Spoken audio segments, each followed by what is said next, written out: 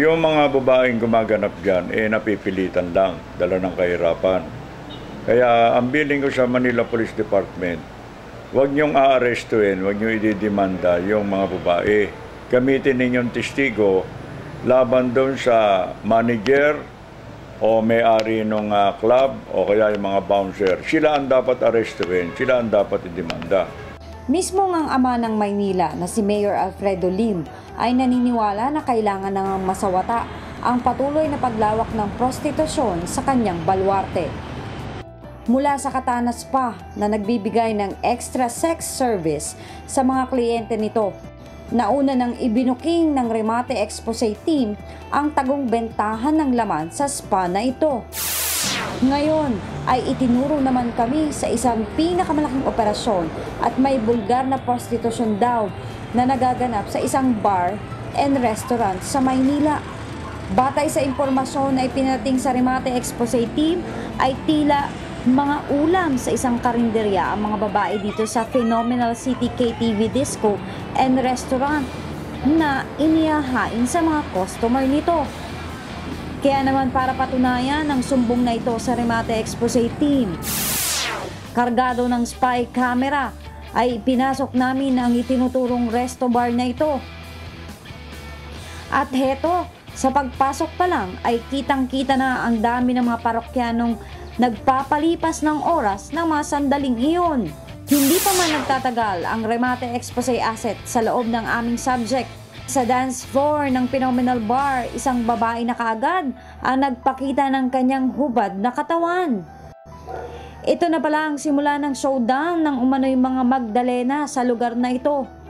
At matapos ang isa, dalawa, at tatlong magkakasunod na indayog ng mga babae dito na may kanya-kanyang estilo din kung paano ipapakita ang kanilang hubad na katawan, ay bumulaga na sa amin ng kumpletos ricados ng mga babae na nagbibigay aliw daw sa Phenomenal City Bar. At habang nagaganap ang sabay-sabay na sayawan na iyon sa dance floor, ano ito? Sa table ng aming asset, isang babae naman na hubot-hubad ang nagbibigay din ng extra sex service. Inakala ng grupo na tapos na ang big event ng gabing iyon sa entablado ng resto bar na ito. Pero mahaba pa pala ang gabi dahil ang pinakatampok na palabas sa dance floor ng Phenomenal City Bar ay ito, si ate na nagsisimula na ring sumayaw ng walang saplot.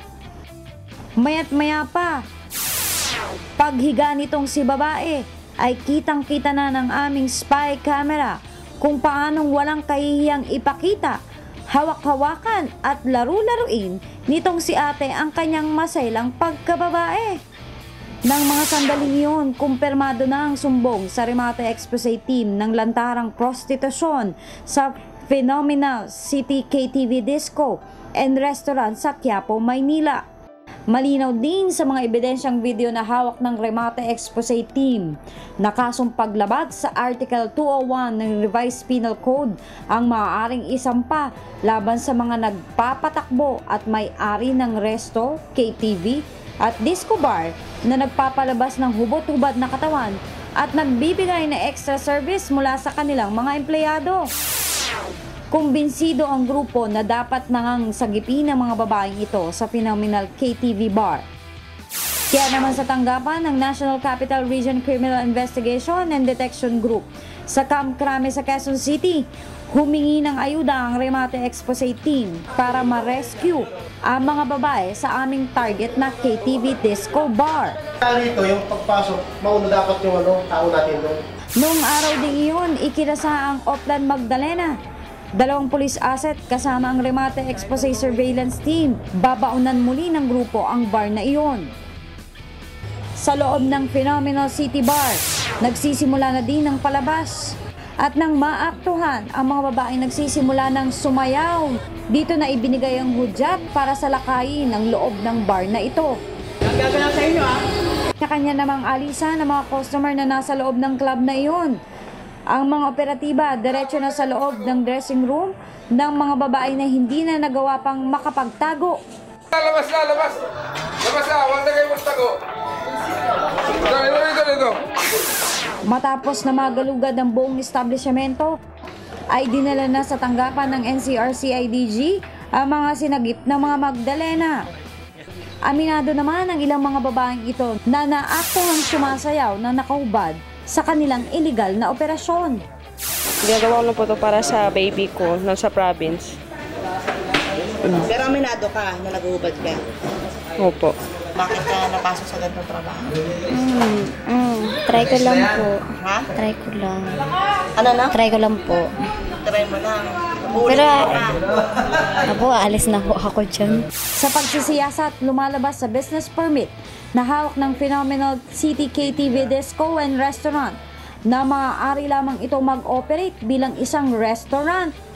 Habang isang Ofelia Golyoso ang naidokumentong may-ari ng nasabing illegal na negosyo.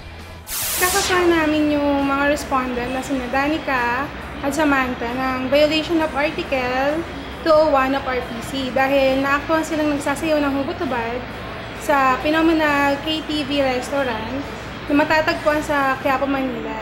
Bali, itong kaso na to, meron siyang parusa na prison mayor at meron din siyang kaukulan na piyansa na 6,000 to 12,000 each. Samantala, kanselasyon naman ng business permit ng Phenomenal City KTV Disco Bar and Restaurant ang ipapataw na pinakamabigat na asunto ng lokal na pamahalaan ng Maynila. O hindi, kahit restaurant, yun lang ang front nila. O di kakanselahin din natin. Dahil nagpapalabas sila ng mga hindi maganda rin.